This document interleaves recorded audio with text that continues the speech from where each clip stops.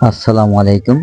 প্রিয় দেশবাসী, আপনারা ইতিমধ্যে জেনেছেন যে বিএনপির চেয়ারপারসন বেগম খালেদা জিয়া বর্তমানে গুরুতর অসুস্থ।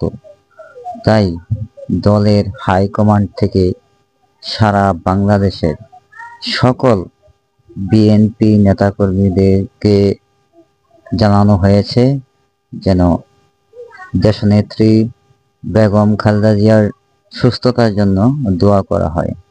তাই আজ 30শে নভেম্বর ভালুকা উপজেলা, ভালুকা পৌরসভা ৯ নং ওয়ার্ড, নায়েবের বাজার, বটচালা বিএনপি কর্তৃক আয়োজিত বেগম খালেদা জিয়ার জন্য দোয়া অনুষ্ঠানের আয়োজন করা হয়েছে।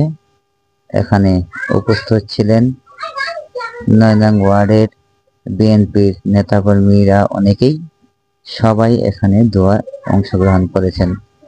তো আমরাও দোয়া করি যেন বিএনপির চেয়ারপারসন বেগম খালেদা জিয়া অতি শীঘ্রই সুস্থ হয়ে আবার দলের ভারসাম্য ঠিক রাখার জন্য দলীয় কার্যক্রম চালাতে পারেন। প্রিয় দর্শক বন্ধুরা, আমি আপনাদেরকে দেখাচ্ছি, আপনারা দেখতেছেন সবাই দুই হাত তুলে দোয়া করছেন। দল মত নির্বিশেষে এখানে রয়েছে।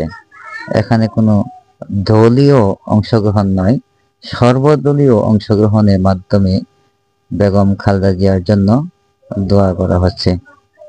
তো প্রিয় দর্শক, ভিডিওটি ভালো লাগলে চ্যানেলটি সাবস্ক্রাইব করে সাথে থাকবেন এবং বেল আইকনটি বাজিয়ে দিবেন পরবর্তী ভিডিও পাওয়ার জন্য। ধন্যবাদ।